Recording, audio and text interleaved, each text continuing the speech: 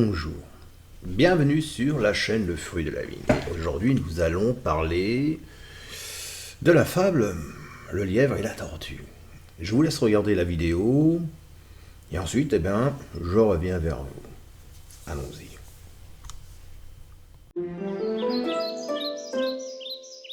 Dans une forêt, vivait un lièvre qui passait ses journées à se promener, à faire des bonds et à s'admirer.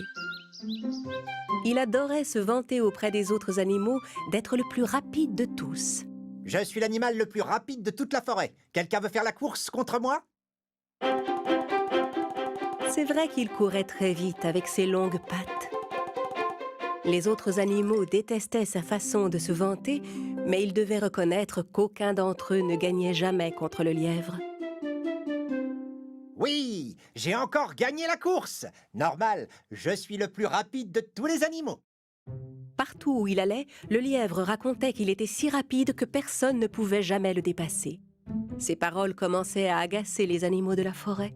C'est vrai qu'il est le plus rapide de tous, mais ce n'est quand même pas une raison pour se vanter. Il faudrait que quelqu'un lui donne une bonne leçon. Tout ce que les animaux disaient sur le lièvre finit par arriver aux oreilles de la tortue. La tortue marchait très lentement. Elle mettait une journée entière à parcourir la distance que le lièvre courait en 1 minute. La tortue aurait bien aimé rencontrer le lièvre un de ces jours. Elle alla voir les autres animaux et leur dit qu'elle avait envie de faire la course contre le lièvre. Tu veux faire la course contre lui? Même les animaux les plus rapides n'ont jamais réussi à battre le lièvre. Alors comment pourrais-tu gagner? Ne vous en faites pas pour ça, mes amis, j'en fais mon affaire. La tortue alla trouver le lièvre. Bonjour, monsieur le lièvre, je suis bien aise de vous voir. Justement, je vous cherchais. Le lièvre lui demanda avec curiosité. Ah oui? Et pourquoi donc me cherchiez-vous? Parce que j'ai entendu dire que vous étiez l'animal le plus rapide de la forêt. Ou du moins, c'est ce que vous pensez à ce qu'on raconte. Mais pour en être bien sûr, j'aimerais avoir la chance de faire la course contre vous. Alors nous verrons qui est le plus rapide. Aussitôt que la tortue eut fini sa phrase, le lièvre se mit à rire tellement fort que tous les animaux de la forêt pouvaient l'entendre. Vous contre moi. Une course. Vous plaisantez, n'est-ce pas? Jamais vous ne pourrez me rattraper. Le temps que vous fassiez un pas, j'aurais fini la course. Eh bien, si nous ne faisons pas cette course, nous ne le saurons jamais. Très bien, tenez-vous prête. Nous ferons la course demain matin. Et la tortue s'éloigna, tandis que le lièvre continuait de rire.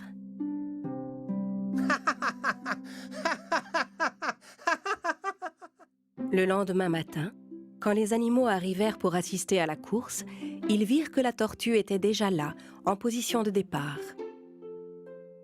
La tortue était souriante et semblait sûre d'elle. S'il te plaît, dis-moi comment tu comptes battre le lièvre.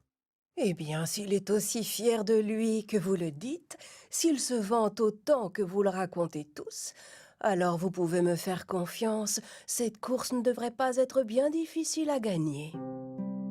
Peu après, le lièvre arriva en tenant une carotte et en arborant un grand sourire arrogant, comme à son habitude.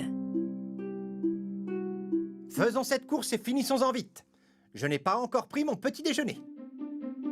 Le lièvre et la tortue se placèrent tous les deux sur la ligne de départ. Le premier arrivé à la ligne rouge au bout de la forêt aura gagné. La taupe donna le départ de la course. Au signal, le lièvre partit comme une flèche.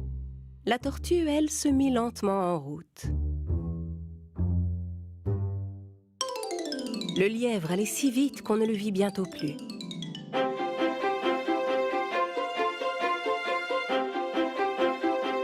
Les animaux qui assistaient à la course étaient certains que la tortue allait perdre. Après avoir couru un moment, le lièvre s'arrêta et regarda derrière lui. Il n'y avait personne en vue. À ce rythme-là, la tortue ne finira pas la course avant ce soir. Je vais m'asseoir un peu pour finir cette carotte.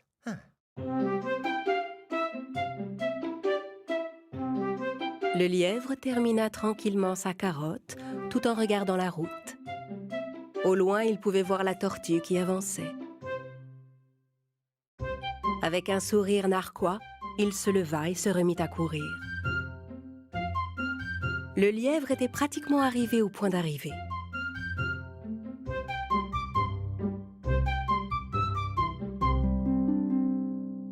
J'ai un peu sommeil après ce délicieux petit déjeuner. Je vais m'asseoir sous cet arbre pour faire une petite sieste. Le lièvre était tellement certain de gagner la course qu'il prit le temps de s'assoupir. Pendant ce temps, la tortue continuait d'avancer tout doucement, mais sans perdre confiance.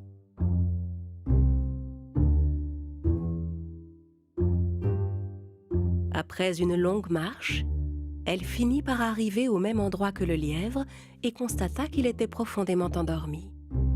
Sans s'arrêter, elle poursuivit sa route.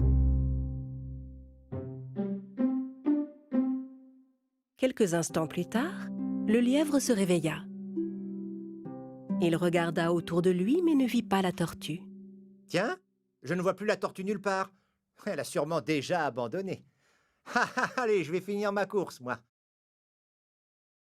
Tandis que le lièvre se rendait tranquillement au point d'arrivée, il fut stupéfait de ce qu'il vit. La tortue l'avait dépassé.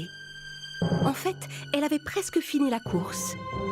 Déployant toute l'énergie qui lui restait, il essaya de rattraper la tortue. Mais celle-ci avait déjà fini la course. Les animaux qui attendaient sur la ligne d'arrivée étaient tout contents. Ils portèrent la tortue en triomphe et lui firent une véritable ovation. Le lièvre, lui, restait seul dans son coin, tout triste. La tortue, qui venait de gagner la course, s'approcha de lui. « Cher monsieur le lièvre, vous savez, le plus important dans la vie est d'être constant dans tout ce que l'on fait. Se vanter partout et s'admirer soi-même n'est pas une force, mais une faiblesse. Je n'ai pas gagné la course parce que j'étais la plus rapide, mais parce que j'ai été plus sage et plus consciencieuse que vous dans cette course. » C'est vrai. C'est fini. Je ne me vanterai plus devant tout le monde d'être le plus rapide de tous. Je dois partir à présent. J'ai un long voyage à faire pour rentrer. La tortue lui fit un sourire et poursuivit sa route. Le lièvre comprit son erreur et retint la leçon. À partir de ce jour, on ne l'entendit plus jamais se vanter et il ne chercha plus jamais à faire la course contre personne.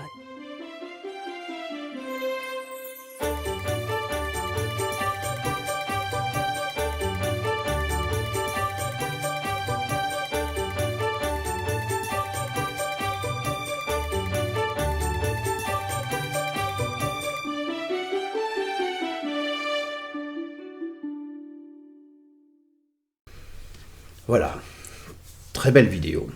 Et je remercie ceux qui l'ont mis en place. Hein. C'est pour ça que j'ai gardé la totalité, parce que c'est une vidéo qui n'est pas de moi. Hein. Alors, tout semble aller pour le mieux concernant la tortue. Par contre, le lièvre, quel présomptueux! Il nous est présenté vraiment comme quelqu'un de vaniteux, et lorsque j'ai examiné cette vidéo, ça a été mon premier ressenti. Je suis sûr que vous voudriez être cette tortue plutôt que le lièvre. Au départ, quand j'ai fait cette vidéo, je pensais que le collège central ressemblait beaucoup plus au lièvre, et je me suis trompé, car non, il ressemble vraiment à la tortue. Le lièvre fait preuve de vanité. C'est comme ça qu'on nous le présente, en vaquant à toutes sortes d'occupations, hein, ce que nous ferions dans la vie normale, des occupations inutiles plutôt que de se soucier à l'avance de la tortue, c'est-à-dire des besoins de Jéhovah, de l'organisation de Jéhovah, donc du collège central. La simplicité et la ténacité de la tortue la font apparaître franchement comme un personnage sympathique aux yeux du lecteur, un petit peu comme si je lisais une lecture de la tour de garde ou d'un réveillez-vous. Le pari est en apparence quand même déséquilibré. On l'a constaté. Comme vous, qui êtes vous-même des gens vaniteux, puisque à vouloir ironiser le collège central, je plaisante bien sûr, mais c'est vrai que on peut être représenté comme ça, des personnes vaniteuses. Eh bien, tout comme la tortue qui représente pour son époque la noblesse, celle d'un pouvoir institué aujourd'hui, le collège central, serait institué par Jéhovah. Une pensée calculatrice. Et sur le lièvre, qui représente l'obstination des témoins de Jéhovah sortis de cette organisation. Dès la lecture du titre, le contraste entre les deux animaux transparaît, car la tortue est le symbole de la lenteur, alors que le lièvre est le symbole de la vitesse. Le collège central, tout comme la tortue, anticipe donc le résultat de la course à la vie, qui serait annoncé explicitement le jour d'Armageddon. Ce jour est proche, on nous dit. Il est proche ce jour. D'ailleurs, nous sommes en guerre contre un virus, et forcément, cette guerre demande à qu'on possède en nous une attestation de déplacement et autres. Nous sommes en guerre car nous arrivons sur une bataille finale. Est-ce que c'est une bataille avec un virus? Est-ce que c'est une bataille économique? En tout cas, c'est la fin de ce système qui est en train de se préparer. C'est ce que nous dit, ou en tout cas nous représente l'organisation de la fin de ce système, mais qui était déjà en réalité annoncé dès le premier vers dans la morale de la fable. Nous pourrions ainsi voir que les nobles, qui sont riches de naissance, combien j'ai entendu dire « Ah, nous ne sommes pas nés sous la cuisse de Jupiter !» Eh oui, sont ceux qui partent à point, représentés par la tortue. Et le peuple, vous, moi, défavorisés, peut-être exploités par la noblesse, par ce système, serait ainsi représenté par le lièvre. Ainsi, la noblesse gagne dans la vie, même sans aucun talent particulier, car ils sont bien partis dans la vie, c'est-à-dire bien nés. Alors que le peuple, même avec des talents avérés, ne pourra jamais surpasser cette noblesse, car eux ne sont pas bien nés. Tandis que le lièvre, dans sa prédication, se donne complètement pour la tortue, en vaquant à toutes sortes d'occupations. D'accord? Tandis que le lièvre, dans sa prédication, c'est-à-dire entretient la salle du royaume, la prédication, effectivement, aujourd'hui est favorisée par cette guerre, car ils sont sûrs de trouver les gens chez eux puisqu'ils sont en télétravail, ils n'ont pas le problème de Noël, puisqu'ils ne le fêtent pas. Tout ça, c'est les païens. Païens, c'est eux qui vont avoir des problèmes, par groupe de 6. Vous voyez? C'est vrai que la société, aujourd'hui, Watchtower, elle a cette préoccupation de s'intéresser à vous, de vous aider à vous sortir de ce système. Mais que dire de la lâcheté de ce gardien du temple et de la mémoire de Jéhovah? Alors comprenez bien, quand je dis le gardien du temple, c'est pour éviter de dire les gardiens du temple, puisque je ne prononce pas le nom de ses frères ou de ses sœurs, c'est parce que je n'attaque pas les hommes en personne. C'est vrai que c'est peut-être comme la tortue, des personnes sûrement très sympathiques. J'attaque plutôt la fonction qu'ils représentent et qu'un autre remplirait de la même façon dans sa mission, comme vous le feriez dans le cadre de votre travail. Hormis Raymond France, qui a vraiment été quelqu'un d'extraordinaire, à vouloir suivre exactement les règles de l'organisation, puis qui s'est fait rejeter parce que, soi-disant que dans le collège, une personne s'était trouvé une femme alors qu'il devait rester sans femme. Quoi qu'il en soit, lorsqu'il est plaqué au mur, le collège central tente toujours de justifier son comportement. Ce qui provoque des aveux intéressants, interrogés par la presse par exemple, ça peut être dans le cas de la pédophilie, ou est-ce qu'ils sont une secte, ou simplement dans le cas de leurs fausses prophéties, etc. Il est donc important de contre-interroger le collège central sur les faits eux-mêmes. Les témoins de Jéhovah ne se sont-ils jamais trompés sur les époques où certaines prophéties bibliques devaient se réaliser? Si, ils le reconnaissent, ils le disent. Mais quand le moment était venu pour Dieu d'éclaircir les choses, les témoins de Jéhovah, rectifiaient aussitôt leur compréhension. Ils s'efforcent de la sorte d'imiter les apôtres de Christ qui, humblement, rectifiaient leur point de vue chaque fois que Jésus les reprenait. Donc dès le départ, les apôtres commettaient des erreurs. Est-ce qu'il fallait vraiment les suivre ou plutôt que rester avec les Israélites? Alors, ils se sont basés sur le livre des Actes, chapitre 1, verset 6 et verset 7. Mais moi, je voudrais continuer sur une tour de garde. Et là, on va écouter ce qu'il en est. Je vous mettrai la tour de garde actuelle, qui est la tour de garde qui est travaillée, que j'ai travaillé le week-end dernier, que j'ai écouté. Et on va écouter surtout le paragraphe 15. Et après, je reviens vers vous. On écoute. Paragraphe 15, question. Comment encourager notre étudiant à assister aux réunions régulièrement? Que peux-tu faire si ton étudiant n'assiste pas régulièrement aux réunions? Ou s'il n'a encore jamais assisté à l'une d'elles? Parle-lui avec enthousiasme d'une idée que tu as apprise récemment lors d'une réunion. Ce sera plus motivant pour lui qu'une simple invitation à assister aux réunions. Donne-lui la tour de garde et le cahier vie et ministère pour le mois en cours.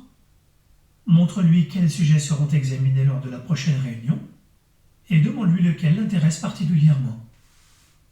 Ce qu'il verra et entendra lors de sa première réunion sera tellement différent de tout ce qu'il aura pu voir et entendre dans les autres religions. Sans doute qu'elle le marquera profondément. De plus, à nos réunions, il fera la connaissance de personnes qui ont une conduite exemplaire et qui l'aideront à progresser au point de se faire baptiser. Waouh! Ce n'est plus seulement le collège central qui est prophète. Ce sont tout le monde! Tout le monde se met à prophétiser. Mais Jésus l'avait dit qu'à la fin, il y aurait des gens qui prophétiseraient. D'ailleurs, il y a même des compléments d'informations que nous donne le site Zacharie, chapitre 8, verset 23. Complément d'information, voici ce que dit Jéhovah des armées.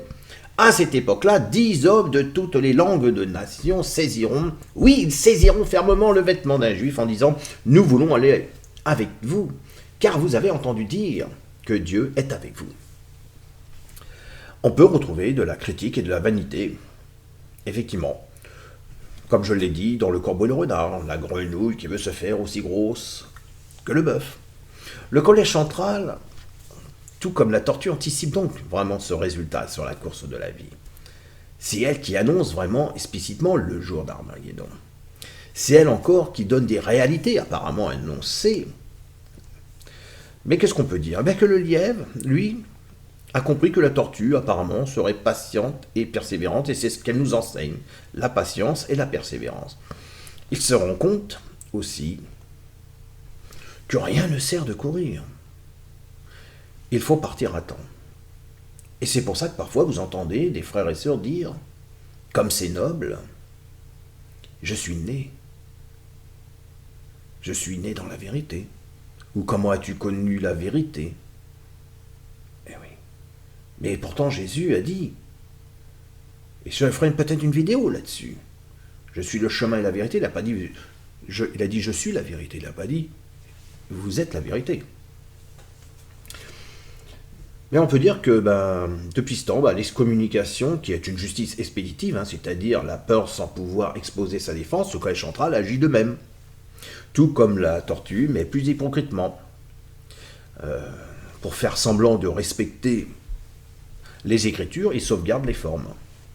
Ils rendent publique l'excommunication et laissent sous-entendre que la persévérance permet de réussir sans les meilleurs atouts. Et une prédisposition naturelle serait de naître dans cette vérité, ne vaut rien si elle n'est pas exploitée. Donc la conclusion de cette vidéo, c'est que le lecteur doit être attentif, car il peut trouver un sens caché dans les textes. Oui, soyez attentifs, car il y a un sens caché, surtout dans le langage humain. Voilà. En tout cas, moi j'espère que cette vidéo vous plaira. J'en ai prévu d'autres, très intéressantes, aussi intéressantes. N'hésitez pas à mettre des likes, parce que je le dis très rarement, mais mettez des likes. Laissez des commentaires, pour ou contre. Et puis encore une fois, si des personnes sont prêtes à donner leur témoignage lorsqu'ils ont été excommuniés pour expliquer, tout simplement, tout bonnement, et qui sont prêts à montrer leur visage et à faire ce témoignage, il n'y a pas de souci, qui me laissent un message, on verra ensemble, et puis pourquoi pas faire des vidéos sur aussi des témoignages de frères et sœurs, le pourquoi elles ont quitté, ceux qui sont nés dans la vérité, pourquoi leurs parents aujourd'hui ne leur parlent plus, est-ce qu'ils ont de l'amertume ou pas? Vous voyez, ça peut être vraiment intéressant. Je pense qu'il est important aussi de pouvoir se regrouper, parce qu'on peut aimer Jéhovah, sans spécialement aimer l'organisation. Je ferai des vidéos de plus en plus là-dessus. D'ailleurs, je ferai une vidéo sur la théorie du complot. Est-ce que Satan a comploté ou pas contre Jéhovah? Puisque sur la liberté d'expression, le libre arbitre. Est-ce que Jéhovah a implanté vraiment en nous ce libre arbitre? Ou est-ce une illusion? Vous voyez, il y a beaucoup de vidéos que je voudrais commencer, que je commence à préparer, mais ça met du temps aussi. Voilà. Moi, je vous remercie en tout cas pour mes abonnés, je vous remercie à ceux qui laissent des likes, ceux qui laissent des commentaires. Et effectivement, c'est vrai qu'il va falloir que l'on avance. Alors je vous dis à bientôt pour une prochaine vidéo. Au revoir.